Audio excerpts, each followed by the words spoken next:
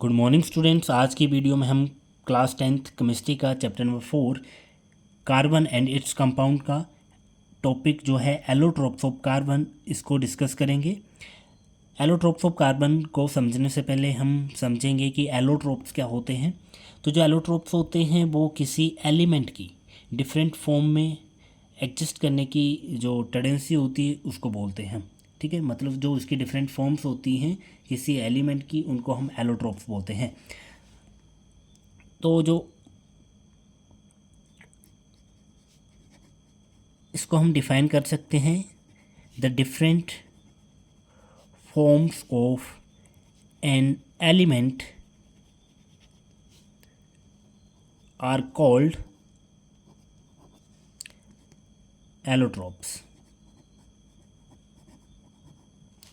ठीक है, अगर हम बात करें जो एलोट्रोपिक फॉर्म्स होती हैं, जो एलोट्रोप्स होते हैं, उनकी जो फिज़िकल प्रॉपर्टीज़ होती हैं, फिज़िकल प्रॉपर्टीज़ की बात करें तो वो डिफरेंट होती हैं।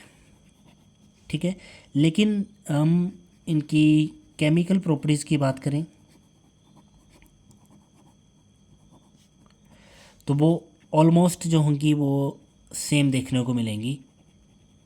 ठीक है, तो हम जो एलोट्रोप्स हैं उनको ऐसे भी डिफाइन कर सकते हैं कि the different forms of an element having different physical properties but almost same chemical properties are called allotropes और एलोट्रोपिक फॉर्म्स। ठीक है, और इसमें जो इम्पोर्टेंट डेफिनेशन जो है वो एग्ज़ाम में पूछी जाती है वो होती है एलोट्रोपी। ठीक है, तो ये जो है ये उसकी प्रॉपर्टी है, जो इसको हम फिनोमिना बोल सकते हैं, जिसके अकॉर्डिंग कोई एलिमेंट जो है वो डिफरेंट एलोट्रोपिक फॉर्म में एग्जिस्ट करता है। ठीक है,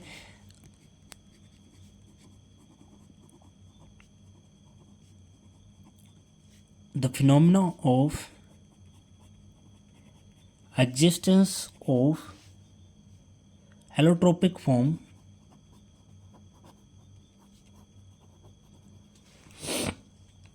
ऑफ एन एलिमेंट, तो उसको हम क्या बोलते हैं, एलोट्रोपी। आई होप आपको ये इतनी सी कॉन्सेप्ट क्लियर होगी।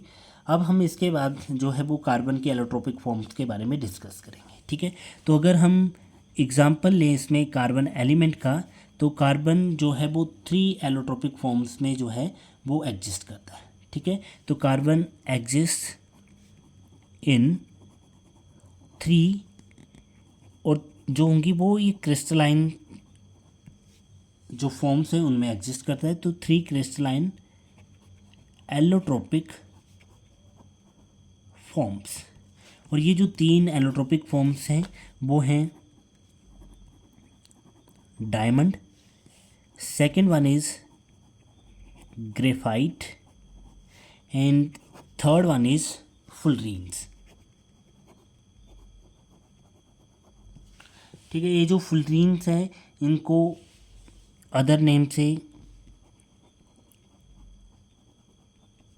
बकमिंस्टर फुलरीन भी कहा जाता है। ठीक है, अब हम इन तीनों जो एलोट्रोपिक फॉर्म्स हैं उनके बारे में 1 to 1 डिस्कस करेंगे। तो जो डायमंड होता है, अगर हम डायमंड की बात करें, डायमंड जो है वो हार्डेस्ट सब्सटेंस जो है नेचुरली जो पाया जाता है सबसे, और इसकी जो एक्स्ट्रा ऑर्डिनरी ब्रिलियंस होती है उसके लिए ही जाना जाता है। ठीक है, तो इसमें क्वेश्चन बन सकता है कि जो भी हार्डेस्ट सब्सटेंस फाउंड करा गया अर्थ में वो कौन सा है, तो इसमें हम नाम लिख सकते हैं diamond. This is the hardest substance, और इसमें नेचुरल लिख सकते हैं। This is the hardest natural substance found on earth. ठीक है, और ये जो है इसका जो स्ट्रक्चर होता है बहुत ही बड़ा होता है। मॉलिक्यूल इसके जो होंगे आपस में ऐसे कनेक्टेड होते हैं कि एक कार्बन जो होगी वो अदर 4 कार्बन के साथ जो है वो टेट्राहेड्रली अरेंज्ड होती है। ठीक है, ये मैंने इसको ऐसे ही नॉर्मली बनाया है कि ये शो करने के लिए कि एक कार्बन जो है वो 4 अदर कार्बन के साथ इसमें ज्वाइंट रहती है। ठीक है, अगर हम इसका स्ट्रक्चर देखें तो वो एक दूसरे से टेट्राहेड्रली अरेंज्ड होती हैं। तो इसमें जो कार्बन्स होती हैं, एक कार्बन 4 अदर कार्बन के साथ टेट्राहेड्रली अरेंज्ड होती हैं। और ये जो है वो थ्री डायमेंशनल जो है वो स्ट्रक्चर बनाता है, जिसके अकॉर्डिंग अगर हम बात करें इनकी जो फोर्स ऑफ अट्रैक्शन होती है वो बहुत ज़्यादा होती है, जिसके अकॉर्डिंग इसके जो मेल्टिंग और बॉइलिंग पॉइंट होंगे, melting point and boiling point होंगे वो एक्सट्रीमली वैली हाई होंगे। ठीक है, ठीक है, ये क्रिस्टलाइन फॉर्म में पाया जाता है और रेगुलर अरेंजमेंट होता है इसमें, जिसके अकॉर्डिंग इसका जो मेल्टिंग पॉइंट होता है वो नियर बाई अबाउट 3843 केल्विन होता है। ठीक है, ये मेल्टिंग पॉइंट की बात कर रहे हैं। ठीक है, केल्विन में ले।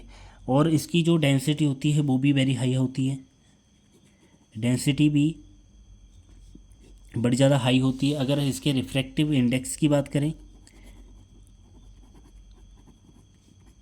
जो हम फिज़िक्स में भी पढ़ते हैं, रिफ्रैक्टिव इंडेक्स जो होता है वो जो डायमंड का वो 2.42 होता है।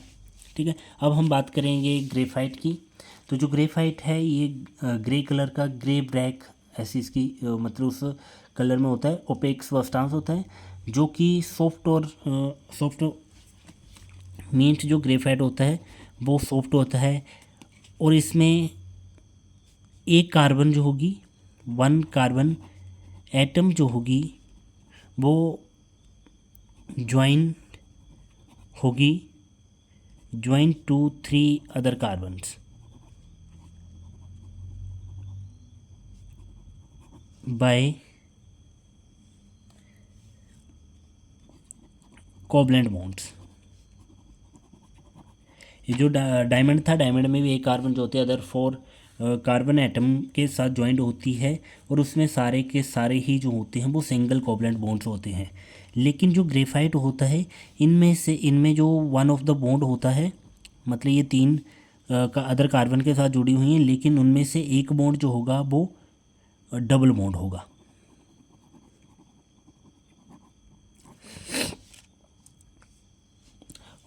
जो ग्रेफाइट होता है इसमें जो होती हैं ये मतलब हेक्सागोनल रिंग्स बनाती हैं, रिंग्स फॉर्म करती हैं, इसका स्ट्रक्चर बना लेते हैं।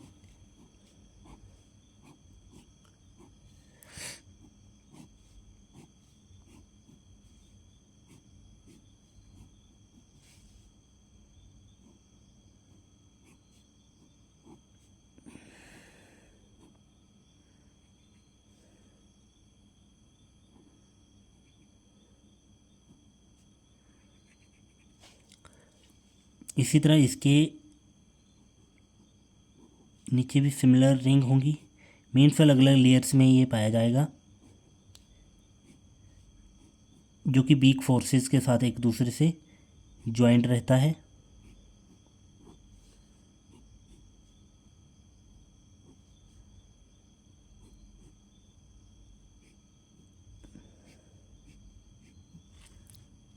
यहाँ से अगर हम देखें, ये जो एक रिंग होगी वो दूसरी रिंग के साथ वीक फोर्सेस के साथ यहाँ से एक दूसरे से ज्वाइंट रहती है। ठीक है, और जब हम नॉर्मल सी फोर्सेस के ऊपर अप्लाई करते हैं, ये ऊपर वाली जो लेयर होती है ये रिमूव हो जाती है। ठीक है,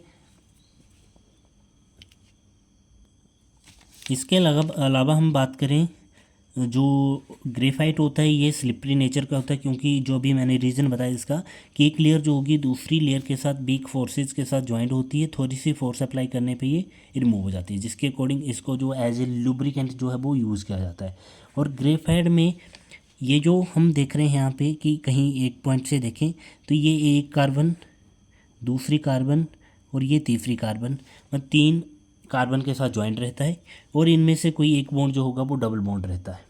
ठीक है, अब ये जो डबल बॉन्ड होता है डीलोकलाइज्ड रहता है, जिसके अकॉर्डिंग इसमें जो है फ्री इलेक्ट्रॉन्स रहते हैं, और वही फ्री इलेक्ट्रॉन जो है वो इसमें इलेक्ट्रिसिटी कंडक्ट करवाता है, जैसा कि डायमंड में देखने को नहीं मिलता। उसमें 4 इलेक्ट्रॉन्स होते हैं और 4 के 4 इलेक्ट्रॉन अदर 4 कार्बन के साथ सिंगल कोवलेंट बॉन्ड से अटैच रहते हैं, जिसके अकॉर्डिंग उसमें फ्री इलेक्ट्रॉन नहीं होता और वो इलेक्ट्रिसिटी कंडक्ट नहीं कर पाता है। लेकिन ग्रेफाइट जो होता है वो गुड कंडक्टर ऑफ इलेक्ट्रिसिटी होता है। अब हम बात करते हैं फुलरीन्स की और बकमिंस्टर फुलरीन।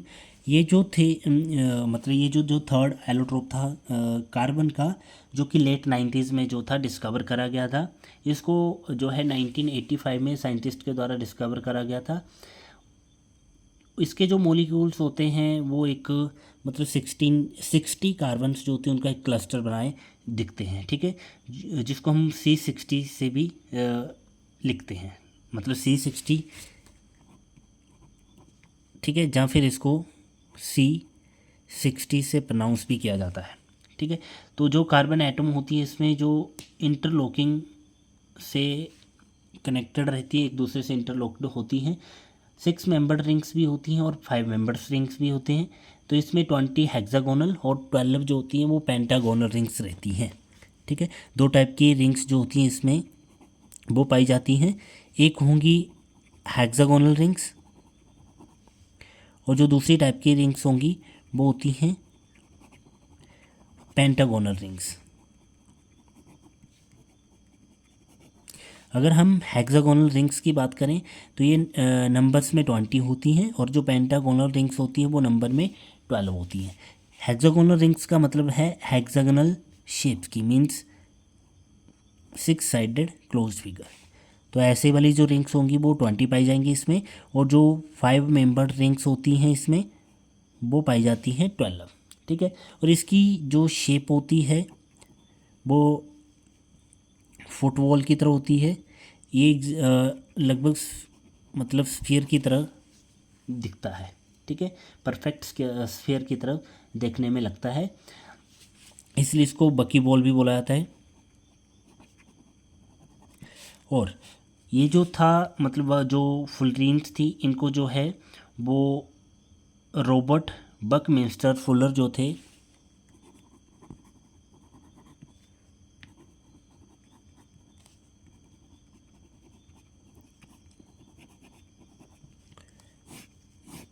उनके नाम पे इसको नाम दिया गया है, ठीक है। तो जो ये थर्ड टाइप ऑफ एलोट्रोप है फुलरीन्स, इसके बारे में हम इतना ही पढ़ेंगे। तो ये रहे एलोट्रोप्स। अब हम बात करेंगे इनके यूजेस की, ठीक है। यूजेस में हम डायमंड और ग्रेफाइट के ही यूजेस को पढ़ेंगे। तो पहले हम बात करते हैं ग्रेफाइट के यूजेस, सॉरी डायमंड के यूजेस।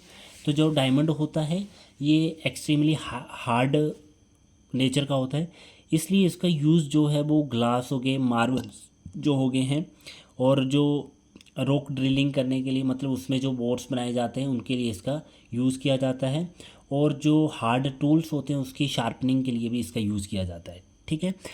डायमंड जो है इसका यूज़ ज्वेलरी के तौर पे किया जाता है, क्योंकि हम इसको क्योंकि ये शाइनिंग नेचर का होता है, इसको प्रीशियस स्टोन के रूप में भी ज्वेलरी में यूज़ किया जाता है। इसका यूज़ ग्राइंडिंग और पॉलिशिंग, हार्ड मटेरियल जो होता है उसकी पॉलिशिंग और ग्राइंडिंग में यूज़ किया जाता है। और इसका यूज़ जो है इलेक्ट्रिकल बल्ब्स जो होते हैं उसमें टंगस्टन फिलामेंट यूज़ होते हैं, तो उनकी मैन्युफैक्चरिंग में भी जो है वो डायमंड का यूज़ किया जाता है। अगर हम बात करें ग्रेफाइट के यूजेस के, तो जैसा कि हमने पहले पढ़ा था कि ये एज ए लुब्रिकेंट्स जो है वो यूज़ किया जाता है, क्योंकि इसका जो नेचर होता है वो स्मूथ और स्लिपरी होता है, जिसकी वजह से इसको जो है वो एज ए लुब्रिकेंट यूज़ किया जाता है, ठीक है। दूसरी अगर हम बात करें तो जो सेल्स होते हैं उनमें एज इलेक्ट्रोड्स जो है इसका यूज़ किया जाता है, यूज्ड एज इलेक्ट्रोड्स इन सेल। इलेक्ट्रिकल सर्किट जो होते हैं ना सेल में, आपने जो घरों में यूज़ होने वाले थे जैसे ड्राइव सेल हैं, तो उसमें भी जो उसके इलेक्ट्रोड होता है वो ग्रेफाइट का बना होता है। इसके अलावा जो इसको बैक्स और क्ले के साथ जो मिक्स करके लेड पेंसिल्स जो होती हैं उनको बनाने के लिए इसका यूज़ किया जाता है। ठीक है, तो इसको जो है यूज़ इन लेड पेंसिल्स। और इसके अलावा एक और इम्पोर्टेंट यूज़ होता है जब हम न्यूक्लियर रिएक्शंस के बारे में पढ़ते हैं, वहाँ पे हम पढ़ते हैं कि जो ग्रेफाइट होता है इसका एज ए मॉडरेटर इसका यूज़ किया जाता है, मतलब एज ए लुब्रिकेंट ही इसका यूज़ किया जा रहा है। मतलब इसकी सॉफ्टनेस के वजह से जो इसकी प्रॉपर्टी होती है सॉफ्टनेस की, ग्रेफाइट को लुब्रिकेंट के तौर पे यूज़ किया जाता है। जो फास्ट मूविंग पार्ट्स होते हैं मशीन्स के, उनमें इसको मॉडरेटर के तौर पे वहाँ पे इसको इसका जो है वो यूज़ किया जाता है। ठीक है, तो आज की वीडियो में हमने जो है वो कवर करा है एलोट्रोप ऑफ कार्बन्स, जिसमें हमने डायमंड, ग्रेफाइट और फुलरेन्स के बारे में पढ़ा, उनके यूजेस के बारे में पढ़ा। ठीक है, थैंक यू फॉर वॉचिंग।